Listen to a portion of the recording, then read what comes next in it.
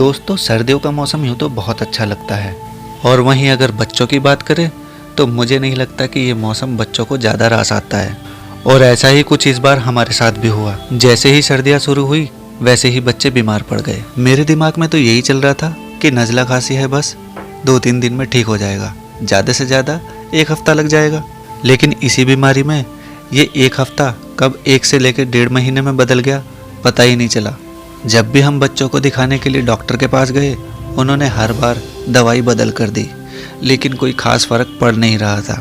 लेकिन जब ज़्यादा दिन हो गए बच्चों को बीमार पड़ते पड़ते, तो फिर डॉक्टर ने इन बच्चों के टेस्ट कराए।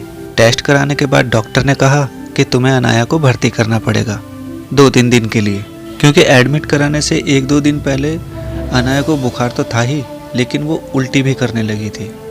तो डॉक्टर ने सिचुएशन को देखते हुए एडमिट करने को बोल दिया। उसके बाद हमने अनाया को हॉस्पिटल में एडमिट करा दिया।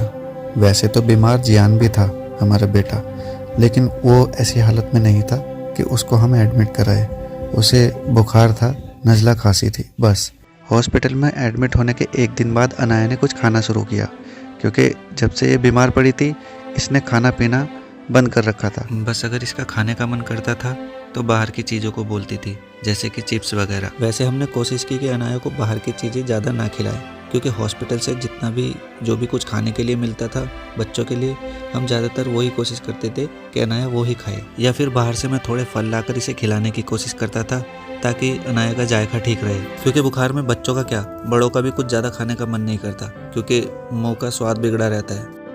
बीमारी में डॉक्टर की सुई लगने के बाद अनाया को इतनी दहशत होने लगी थी कि अगर अनाया के कमरे में कोई भी किसी से मिलने के लिए आता था तो अनाया ये समझ के रोने लगती थी कि डॉक्टर आया है सुई लगाने के लिए, और बहुत ही ज़्यादा रोती थी। और रोते रोते एक ही बात बोलती थी कि बस घर जाना है, मुझे हॉस्पिटल में नहीं रहना। अस्पताल में 3 दिन रहना पड़ा। बड़ी मुश्किल से वो 3 दिन कटे, क्योंकि एक तरफ तो बच्चे बीमार और दूसरी तरफ ठंड इतनी ज़्यादा थी कि बहुत ज़्यादा परेशानी हो रही थी। इस ठंड के मौसम में हॉस्पिटल में रात गुजारना बड़ा ही मुश्किल काम है, क्योंकि हॉस्पिटल के अंदर मरीज को एक बेड मिलता है और मरीज के साथ रहने वाले को एक टेबल मिलता है, जिस पर एक आदमी लेट तो सकता है पर उसको आराम नहीं मिलता। दिन में तो ज़्यादा पता नहीं चलता था, क्योंकि दिन में इधर उधर बैठकर थोड़ा बाहर घूमकर बच्चों को साथ ले जाकर दिन तो कट जाता था, लेकिन रात काटनी बहुत मुश्किल पड़ रही थी ऐसी भयानक ठंड में। लेकिन बच्चों को इलाज कराकर ठीक कराना है तो ये सब चीज़ें मायने नहीं रखती, सर्दी हो या गर्मी। बस बच्चे जल्दी ठीक हो जाए, वापस से पहले जैसा खेलना कूदना शुरू कर दे, और क्या चाहिए।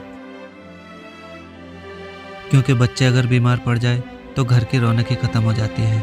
काम से आने के बाद बच्चे घर में खेलते कूदते उछलते हुए दिखाई देते हैं तो अच्छा लगता है, लेकिन अगर वो बीमार हो तो फिर किसी भी चीज़ का मन नहीं करता। पूरा 1.5 महीना हमें ऐसे ही निकल गया, बार बार हॉस्पिटल के डॉक्टर के चक्कर काटते काटते। हल्की सी गलती इसमें डॉक्टर की भी रही, क्योंकि अगर वो पहले चेकअप के लिए बोल देते और बच्चों को एडमिट कर लेते तो शायद इतना लंबा टाइम बीमारी में नहीं निकलता।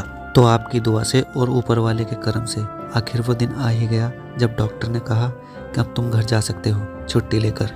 3 दिन हॉस्पिटल में रहने के बाद आज अनाया बिल्कुल अच्छा महसूस कर रही है, इसीलिए आज इसकी कैनुला निकाली जा रही है। बस थोड़ा सामान है और कुछ कपड़े जो कि हम सर्दी से बचने के लिए घर से लेकर आए थे, उसे पैक करना है और फिर घर चलने की तैयारी। आज हमारे दोनों बच्चे काफ़ी खुश नज़र आ रहे हैं और साथ में हम भी, क्योंकि अब ये दोनों फिर से एक साथ खेल रहे हैं। फिलहाल यहाँ पर मैंने हॉस्पिटल से छुट्टी का पर्चा भी बनवा लिया है और अपने भांजों के पास फ़ोन भी कर दिया है ताकि वो यहाँ हॉस्पिटल में हमारे पास आए, क्योंकि हमारे पास सामान थोड़ा ज़्यादा है और 2 बच्चों के साथ में सामान लेकर जाया नहीं जा सकता। और इस समय मेरे दोनों भांजे यहाँ हॉस्पिटल में हमारे पास पहुँच चुके हैं, जो कि यहाँ से हमारी घर तक जाने में मदद करेंगे। बस यहाँ पर मुझे इन्हें थोड़ा सा समझाना है किसको बर्तन लेके जाने हैं और किसको बिस्तर। वैसे ये दोनों भांजे हॉस्पिटल में आ तो बहुत खुशी से गए, लेकिन यहाँ आने के बाद दोनों आपस में झगड़ने लगे और इनका झगड़ा था इस बात को लेकर कौन रजाई लेकर जाएगा और कौन खाने के बर्तन। और 15 मिनट का झगड़ा करने के बाद आखिर इन्हें समझ में आ ही गया कि झगड़ा करके कोई फायदा नहीं, क्योंकि सामान तो लेके जाना ही है। फिलहाल यहाँ पर इनकी मामी इन्हें टेंशन दे रही है कि तुम्हें कितना सामान लेकर जाना है घर, और इन दोनों के जाने के बाद मुझे बच्चों को लेकर जाना है मोटरसाइकिल से घर।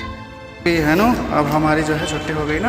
एनो एनो कहाँ है? एनो तो दिखाई भी नहीं दे रही इसमें। ये आ गई एनो, ये आ गई एनो। अब यहाँ से छुट्टी हो रही है ना। चलो एनो, हमारी गाड़ी कौन सी जरा बता दो, हमारी गाड़ी कौन सी?